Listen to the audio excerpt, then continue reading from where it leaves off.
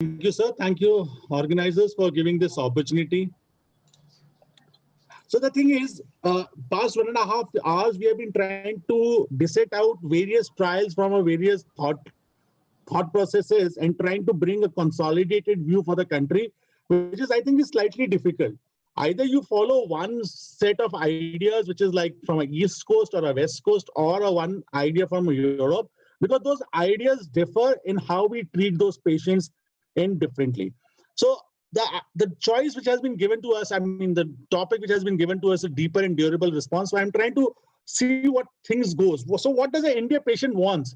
We have been all talking about from a various contexts and various time points, wants to live forever or as long as ever, probably. They don't want to die of myeloma for sure.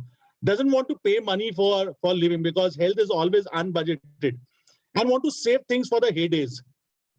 Because this is a recurrent thought that let's save things for the heydays, because Dara, if we relapse, then what is going to happen? Then what are we going to use?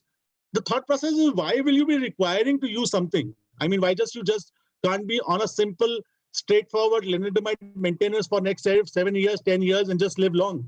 There was a paper from Vincent just coming up that they're trying to identify a subset who can be taken off from the maintenance therapy upfront, and they can find out the signature that who can be taken off. So the idea is you have to see any drug which comes by in an Indian context. So it is good to add daratumumab, but what do we want out of it? Have you ever thought? We talk about Kaposia trial, we talk about Maya trial, we talk about Acyclone trial.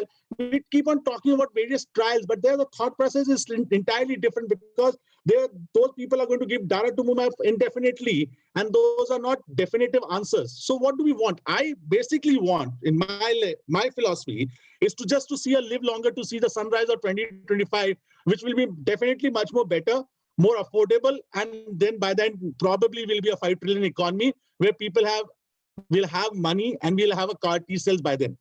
So the idea is not thinking about whether I'm going to cure them or not, what am I going to do with them if they're going to relapse.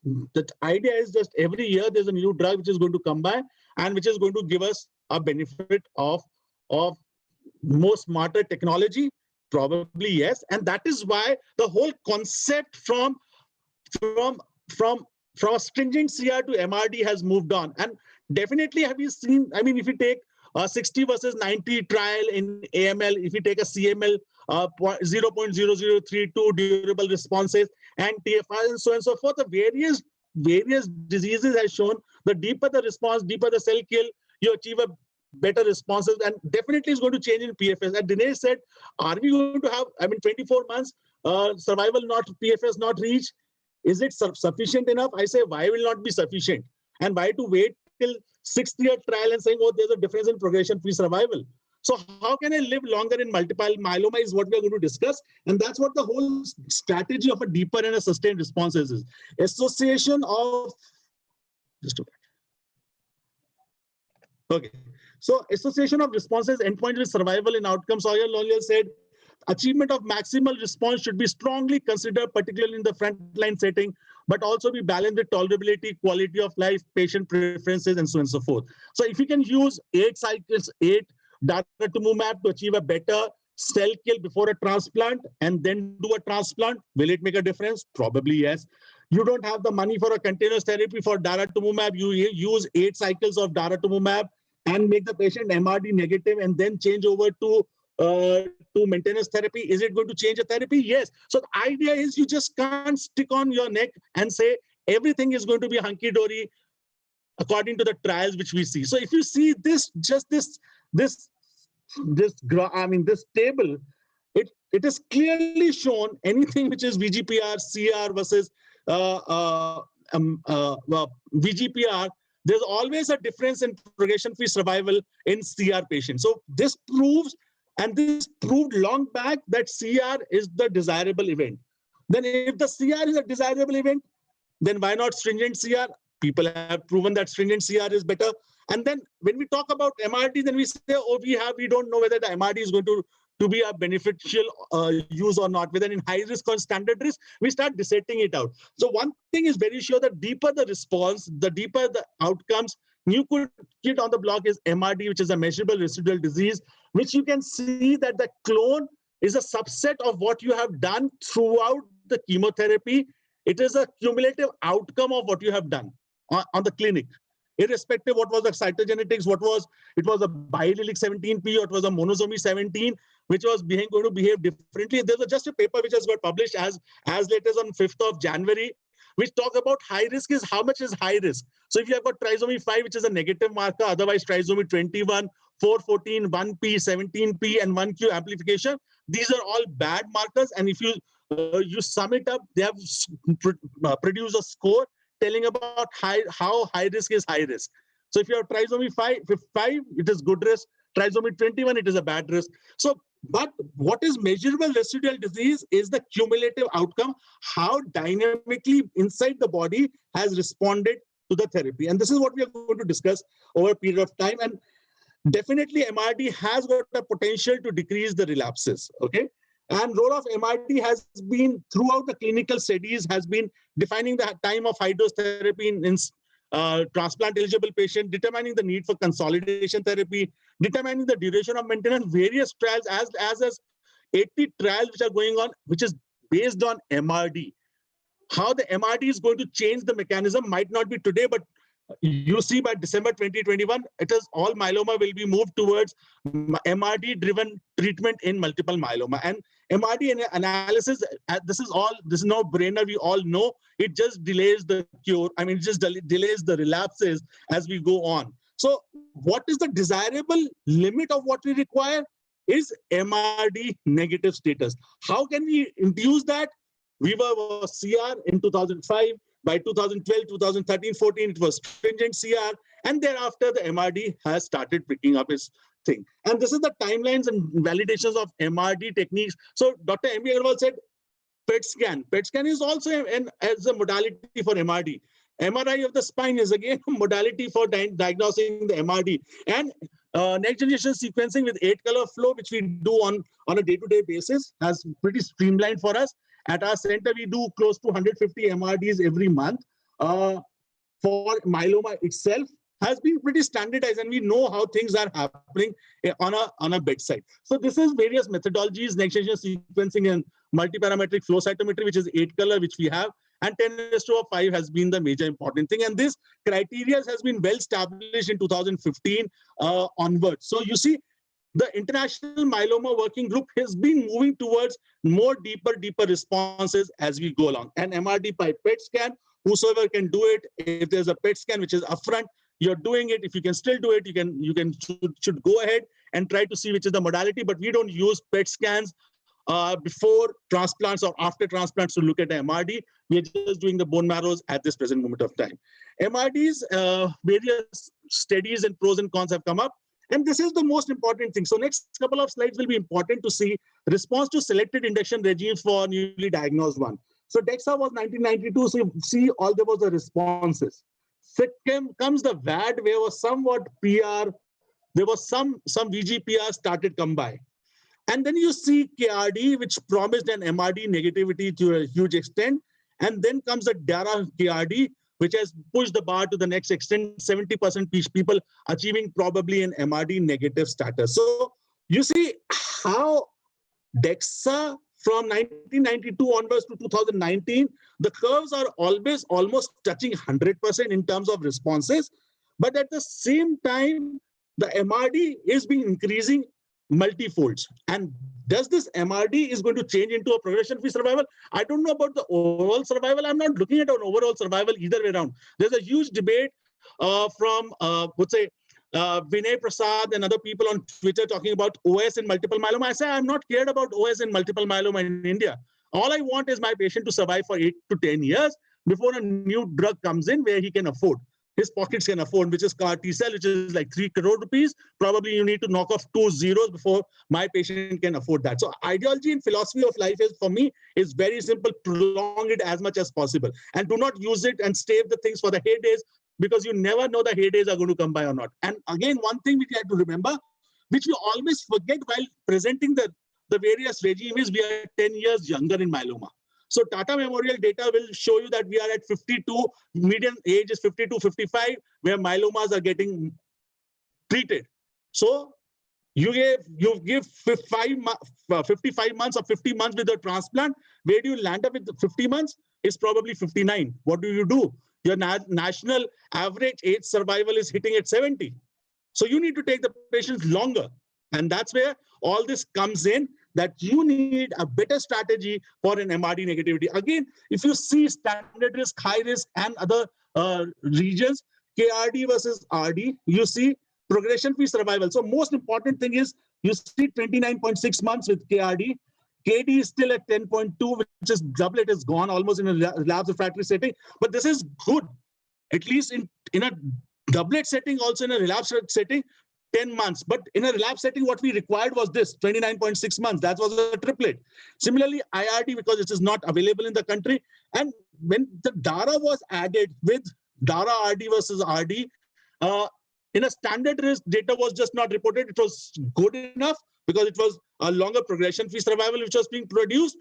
Similarly, and that was to utilize DARA in less than 2-line relapse refractory patients. So the data was that you use early DARA, you get a better progression-free survival. So in couple of patients, what we have done is we have given in a relapse refractory setting DARA KRD, and you'll be amazed that people have gone into CR.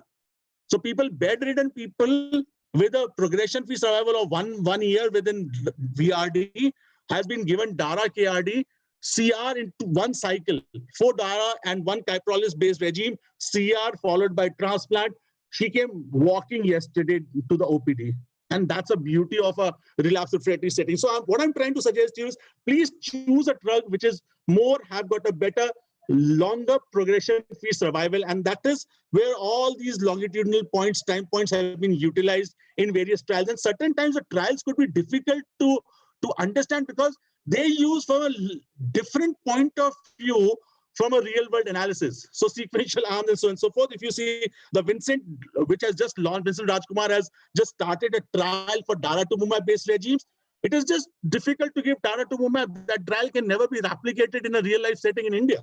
So what is important is to understand where we are doing. And this is latest studies with MRD analysis. If you see, all these have used multiple flow cytometry. Some has used NGS. These are longitudinal prospective studies. And look at this, MRD status. If we see just this DARA VTD arm, 35%, consolidation increases to 64%, and that is by flow cytometry. Post-consolidation, 44%. Transplant is still eligible and still viable, and survival outcomes are now going to come by in terms of translating probably into a progression-free survival within 82% MRD versus 50% MRD. And in next couple of years, we are going to see, and these are all latest trials, 2019, 20, and so on and so forth. So you see how your aim was to achieve an MRD by using your best modality of treatment is what we are looking at, because we feel, and I feel after realizing the data, that MRD is a very, very strong indicator to utilize it. And that too using our best drugs which are upfront available to you.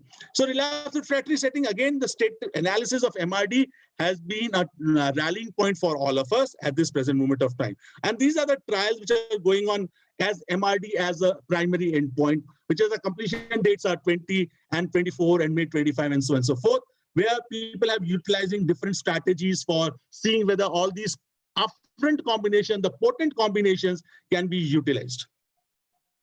So MRD negativity in phase 3 daratumumab studies, Pollex, Castor, you can see these curves can be seen, which are like 27%, 12%, and 22%, which is statistically significant. You see the survival statistics based on MRD status. The curves are way, way different from the various trials. So across trials and strategies, we have seen MRD negativity status is associated with lower risk of progression. And can we utilize the best agents upfront? Probably. If we can't use DARA, can we use KRD? And the KRD also data looks pretty good in terms of seeing that. And if you see Saad Usmani's paper talking about KRD as an upfront, the MRD status is still better than VRD as such, if you see across trial comparisons. So a large meta-analysis establishes the role of MRD negativity in long-term survival, proven beyond doubt. So what I'm trying to suggest is the deeper responses will come with a better strategy at place, which is like a quadruple therapy or using your best therapies or best drugs upfront. So PFOS significantly improved with MRD negativity versus MRD positive across all disease status. So whatever in a high risk also, so as Dr. Baghel said and Dinesh also said, that there might not be a difference in overall survival, but if my patient can, in a high risk, can survive for 3 years rather than, 4 years rather than 3 years, probably CAR T cell might be available.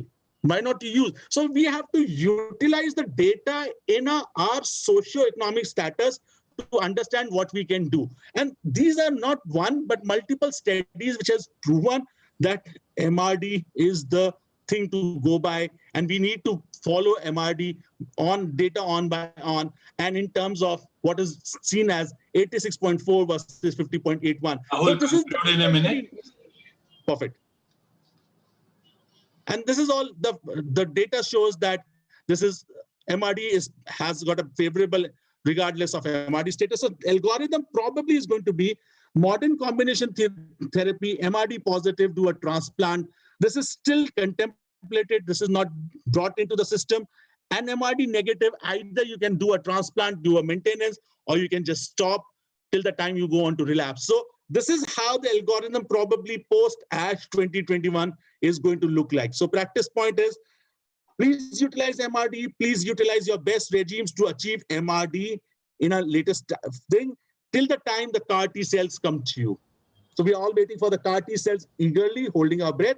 But probably the CAR T cell will only get supplement you if your MRD status, and you can bring the patients to 2024 before it is 30 lakhs or 3 lakhs. With this, I rest down my argument that we need to use our best drugs, whether it be DARA, whether it be Kyprolis, upfront. Let's not save anything for the heydays, because you never know, heydays might or might not come. Even if they come, you will have a better options than daratumumab, and you might be able to prolong these people to a magical word called cure in multiple myeloma. Thank you. Thank you, Rahul, for a very elegant talk. And we have one question for you from the audience. Is DARA more beneficial in transplant ineligible or eligible patient? So it's a very it's a tricky question. How you want to see it? Again, the depth of response is going to make a difference. Either way around, if you're not doing a transplant, daratumumab is providing you that kind of a progression-free survival which you are trying to get with a transplant. But in a transplant eligible patient also, my strategy is bring down the disease load to stringent CR or CR before a transplant, and then take the patient up for the transplant so that the depth of remission increases and you have a better progression-free survival. That's what we are working now at this present moment of time. So if you say which is better, you can't compare it. The beneficial effect of daratumumab in a non-transplant eligible is there when you can't do a transplant, but for a transplant eligible patient, you are gaining on the backbone of daratumumab the depth of response with bone marrow transplant.